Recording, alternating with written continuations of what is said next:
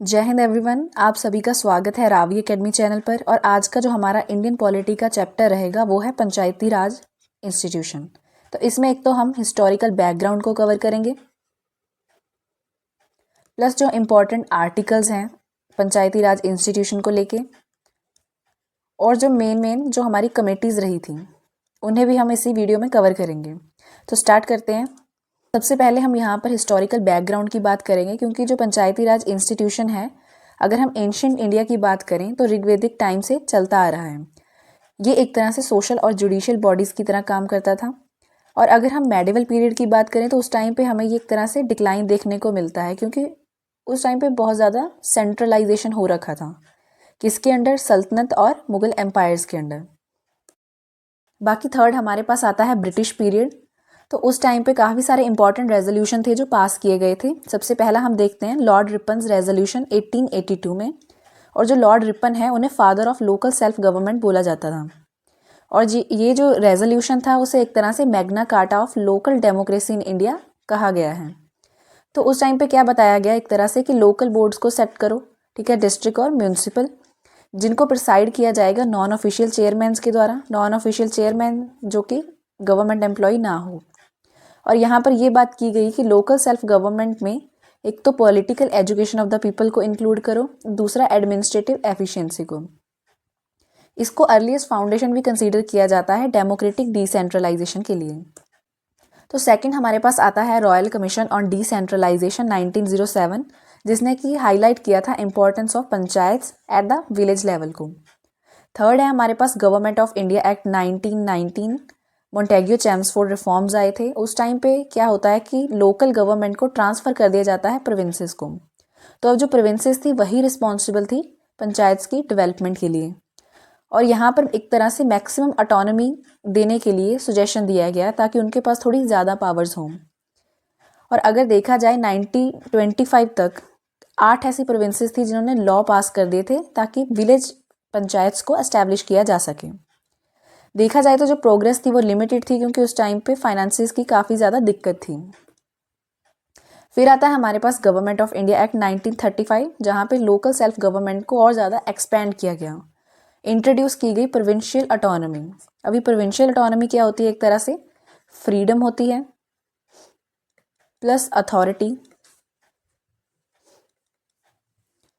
जो कि प्रोविंसेस को दी जाती है, गिवन टू प्रोविंसेस और स्टेट्स, ताकि वो अपने डिसीजंस, लॉज एंड डिसीजंस खुद ले सकें विदाउट एनी इंटरफेरेंस। इसका मतलब है प्रॉपर कि वो अपने डिसीजंस खुद ले सकते हैं without the interference from the central government. और जो कांग्रेस गवर्नमेंट थी उस टाइम पे उन्होंने एम्फेसाइज किया विलेज पंचायत्स को और जो लोकल डेमोक्रेटिक यूनिट्स को।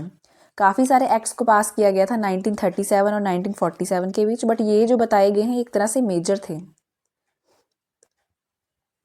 और यहाँ पर हमारी जो मेजर कमेटीज़ आती हैं पंचायती राज इंस्टीट्यूशंस को लेके, जो कि हमारे एग्जाम पॉइंट ऑफ व्यू के लिए काफ़ी इंपॉर्टेंट हैं।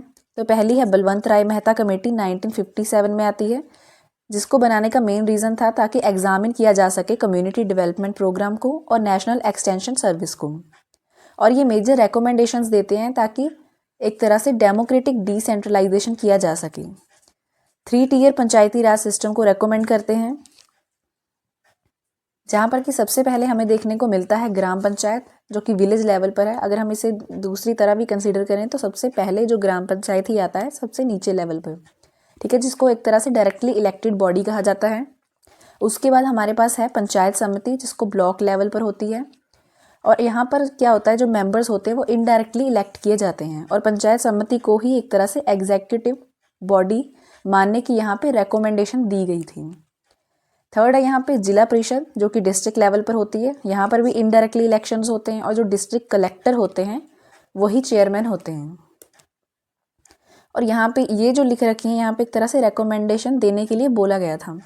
तो जिला परिषद को इन्होंने बोला कि एक तरह से एडवाइजरी और सुपरवाइजरी बॉडी बनाया जाए, और कहा गया कि ट्रांसफ़र करो पावर्स का, कुछ रिस्पॉन्सिबिलिटीज़ का और फंड्स का पंचायती राज इंस्टीट्यूशंस को, ताकि जो हर एक विलेज है उसकी भी डेवलपमेंट हो सके।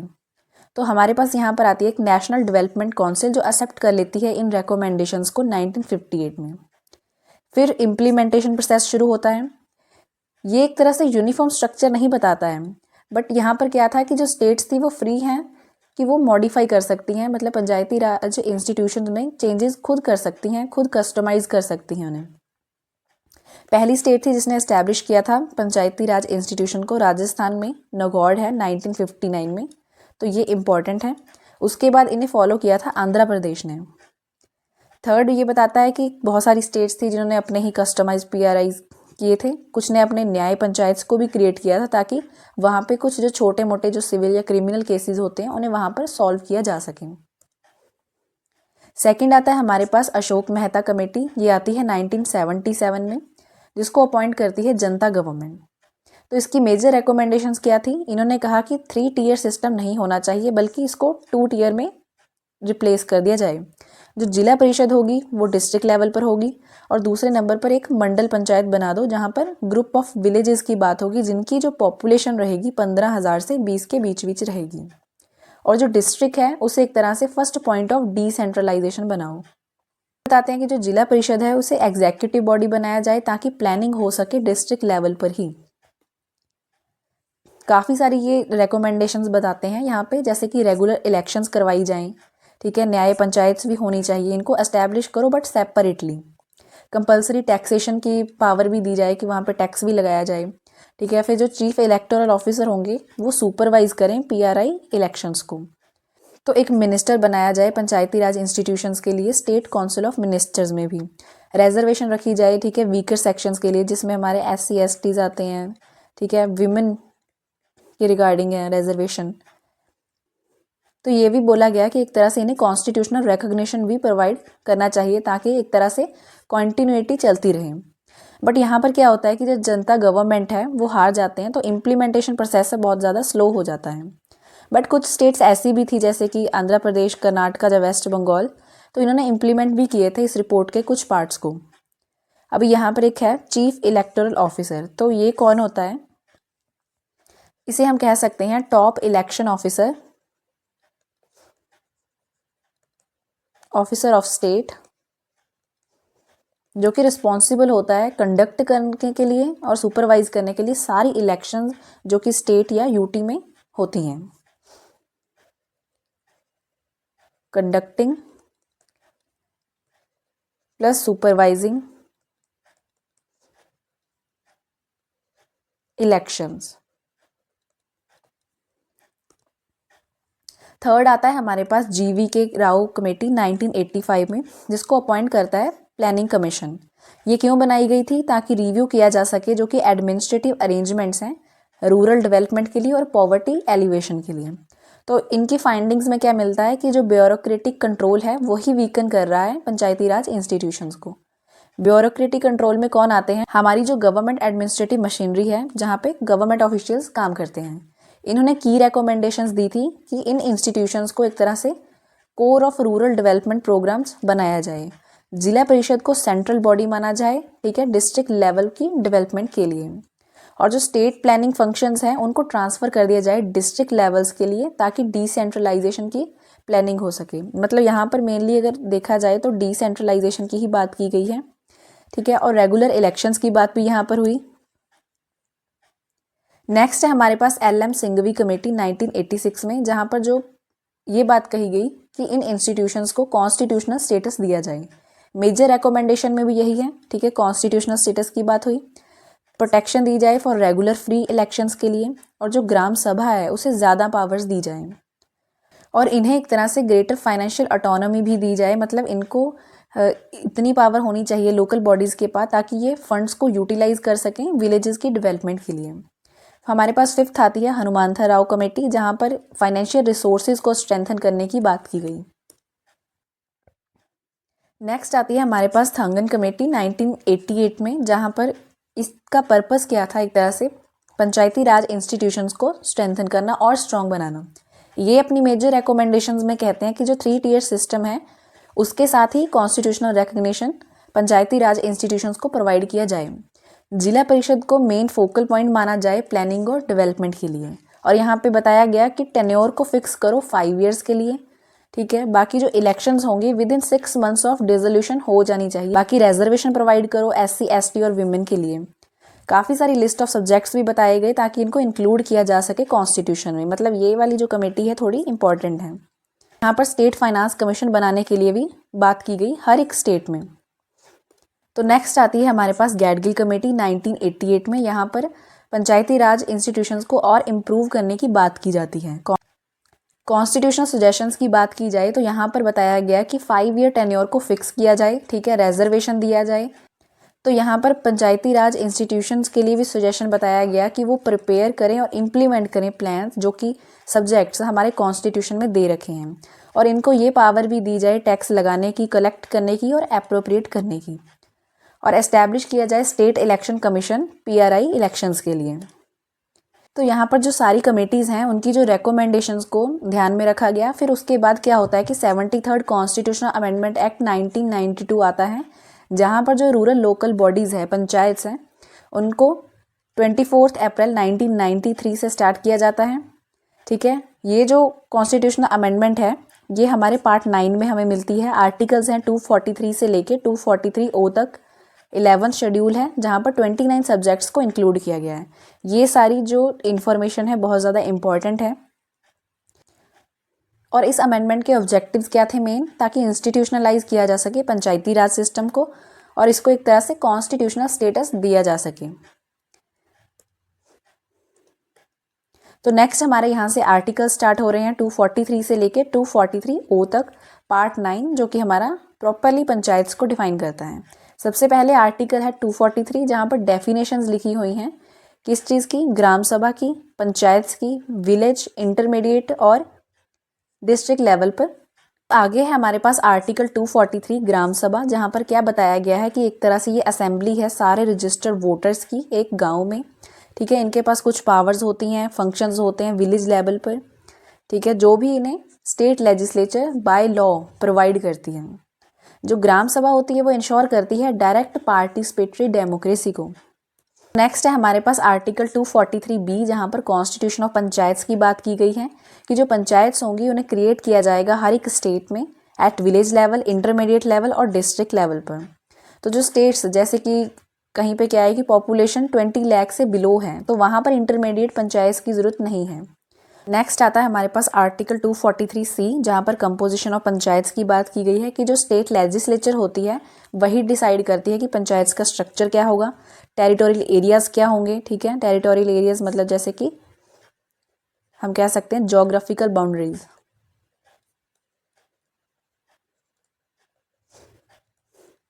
नंबर ऑफ सीट्स, ठीक है, वो भी स्टेट लेजिस्लेचर ही डिसाइड करती है। बाकी जो सारी सीट्स होंगी वो डायरेक्ट इलेक्शन से फिल की जाती हैं। MLA हो गए, MP चेयरपर्सन हो गए, उन्हें भी रिप्रेजेंटेशन मिल सकता है अगर स्टेट लेजिस्लेचर बाय लॉ चाहती हो तो। जो स्टेट है वो क्रिएट कर सकती हैं कोऑप्टेड मेंबर जो कि नॉन वोटिंग एक्सपर्ट्स होते हैं। इसमें हम इंक्लूड कर सकते हैं जैसे कि फार्मर्स हो गए, ठीक है, इंजीनियर्स हो गए, इन सबको। नेक्स्ट आता है हमारे पास आर्टिकल 243D जहाँ पर रिजर्वेशन ऑफ सीट्स की बात की गई है। रिजर्वेशन फॉर SC/STs के लिए, ठीक है, रिजर्वेशन फॉर विमेन के लिए जो कि 1/3 से कम नहीं होना चाहिए टोटल सीट्स का, जो कि अप्लाई होता है सारी लेवल्स ऑफ पंचायत के लिए, ठीक है। रिजर्वेशन फॉर OBCs की बात करें तो यहाँ पर क्या है, अगर स्टेट लेजिस्लेचर प्रोवाइड करती है बाय लॉ, बट ये एप्लीकेबल नहीं है अरुणाचल प्रदेश को। यहाँ पर सिर्फ इंडिजिनस जो पॉपुलेशन है उससे ही ये एप्लीकेबल होता है। इसका रीज़न ये है कि अरुणाचल प्रदेश में क्या है कि ऑलमोस्ट 100% जो इंडिजिनस ट्राइबल पॉपुलेशन है, तो इसी की वजह से वहाँ पर क्लियर डिस्टिंक्शन नहीं हो पाता है जनरल, ठीक है, OBC, SC और ST कैटेगरीज के लिए। नेक्स्ट आता है हमारे पास आर्टिकल 243E जहाँ पर ड्यूरेशन ऑफ पंचायत की बात की गई है। टेन्योर 5 ईयर्स का होना चाहिए, ठीक है, फ्रॉम द फर्स्ट मीटिंग।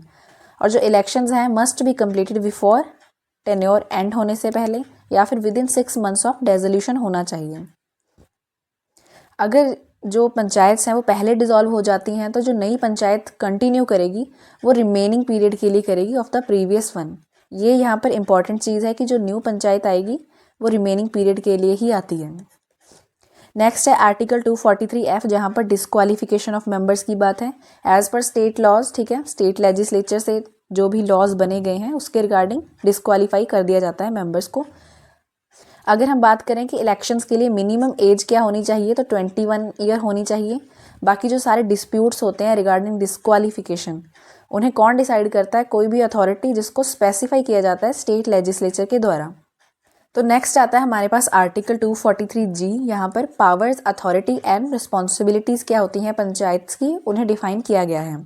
तो जो स्टेट लेजिस्लेचर है तो वो पंचायत को पावर देती है इकोनॉमिक डेवलपमेंट के लिए, सोशल जस्टिस के लिए, ठीक है।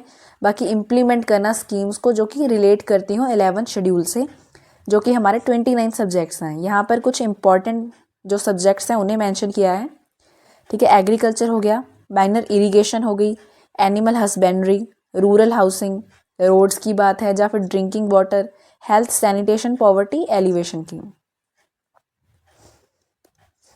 आगे हमारे पास आर्टिकल 243H, यहाँ पर पावर्स टू इम्पोज टैक्सेस की बात की गई है कि जो स्टेट लेजिस्लेचर है, ठीक है, वो ऑथराइज कर सकती है पंचायत को, ठीक है, कि वो टैक्स लगा भी सकते हैं, कलेक्ट भी कर सकते हैं और एप्रोप्रिएशन करना, जैसे कि कहाँ कहाँ जो टैक्सेस को यूज़ करना है, तो वो भी उनके पास जो पावर है वो जा सकती है।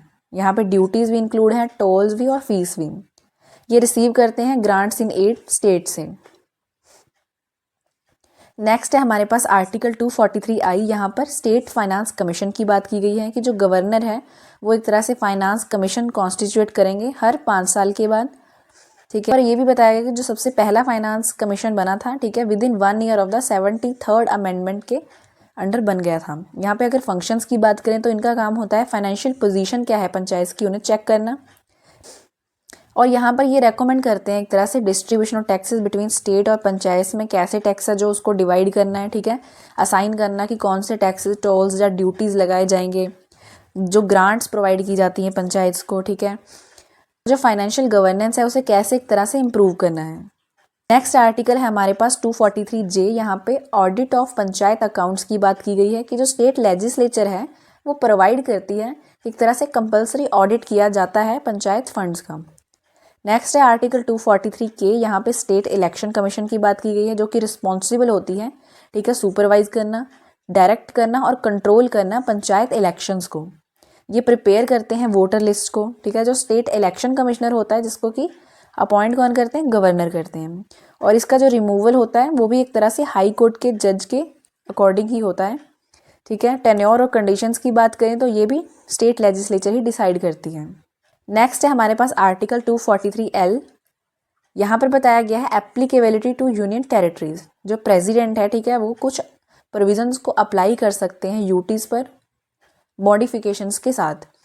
फिर आता है हमारे पास आर्टिकल 243M। यहाँ पर बताया गया है एग्जम्प्टेड एरियाज़ के बारे में कि जो प्रोविजंस है वो कहाँ अप्लाई नहीं होती, जैसे कि शेड्यूल्ड एरियाज़ हो गए, ट्राइबल एरियाज़ हो गए, जो कि हमारे आर्टिकल 244 के अंडर भी आते हैं, ठीक है।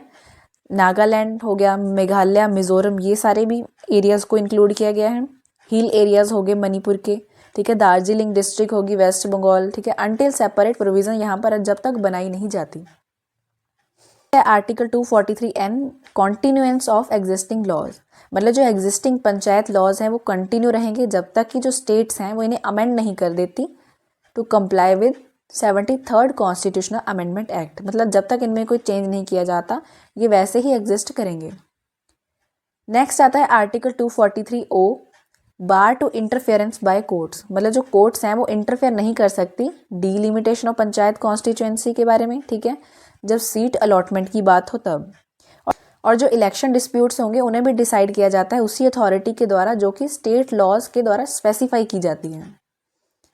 और यहाँ पर एक छोटी सी ट्रिक है इन्हें याद करने के लिए, जैसे कि सबसे पहले अगर हम 243 आर्टिकल की बात करें, ठीक है, वहाँ पर डेफिनेशंस की बात की जाती है, तो इसको हम रब कर देते हैं। यहाँ पे ए से स्टार्ट होता है ग्राम सभा, ठीक है, बी से बिल्ड पंचायत, सी से कंपोजिशन हो गया, डी से यहाँ पे लिखा है जैसे कि रिजर्वेशन की बात हो रही है, ई से हो गया कि एक्सपायरी की, एफ से हम याद कर सकते हैं फेल मतलब डिस्क्वालिफिकेशन की बात हो रही है, जी से गवर्नेंस पावर्स, एच से हम बात करें तो हक हो गया, टैक्स हो गया, आई से इनकम, फाइनेंस कमीशन की बात हो रही है, ठीक है। तो ऐसे करके आप इस ट्रिक को याद कर सकते हैं प्रॉपर।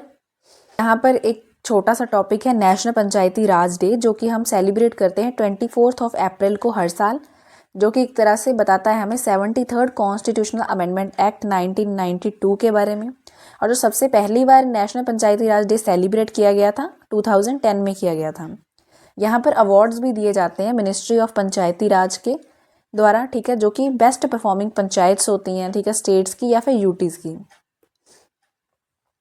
एक और चीज़ यहाँ पे मेंशन कर रखी है, panchayats extension to scheduled areas act आता है 1996 में।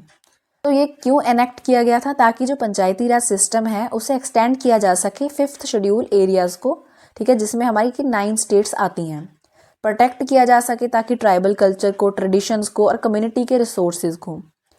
और यहाँ पर जो मेन अगर देखा जाए तो ट्राइबल कम्युनिटीज़ की ही बात की गई है, क्योंकि उनके ही ट्राइबल कल्चर को बचाने के लिए, ठीक है, तो वहाँ तक भी इसे एक्सटेंड किया जाए ताकि वो अपनी सेल्फ गवर्नेंस को इंश्योर कर सकें। अगर कॉन्स्टिट्यूशनल बेसिस की बात करें तो ये बेस करता है आर्टिकल 243M क्लॉज 4B, ठीक है, जहाँ पर पार्लियामेंट एक्सटेंड कर सकती है पंचायती राज इंस्टीट्यूशंस को शेड्यूल्ड एरियाज में विद मॉडिफिकेशंस के साथ। तो ये जो एक्ट है हमारा, ये मैक्सिमम पावर प्रोवाइड करता है ग्राम सभा को, ना कि पंचायत को। तो मेजर पावर्स क्या दी गई हैं ग्राम सभा की इस एक्ट के अंडर?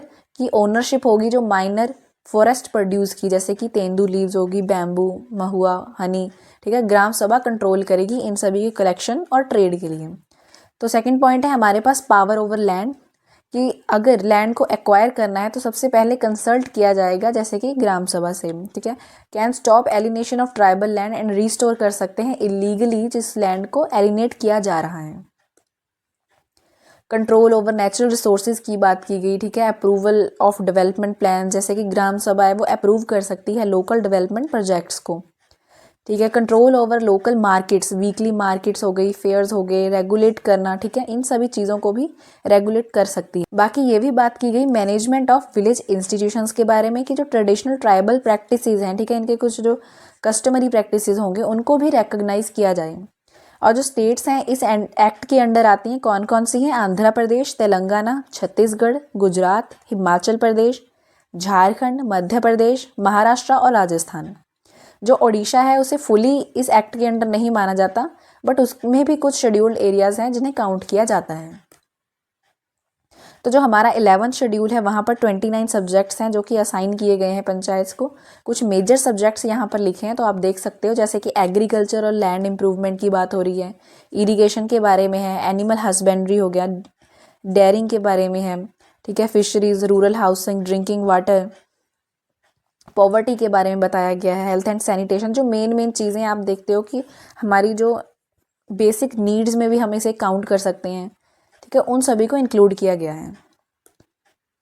तो जो आज का हमारा टॉपिक था पंचायती राज इंस्टीट्यूशन, यहीं पर ख़त्म होता है। अगर आपको कोई भी डाउट हो तो आप कमेंट्स में पूछ सकते हैं। तब तक के लिए चैनल को लाइक करें, सब्सक्राइब करें, एंड थैंक्स फॉर वॉचिंग।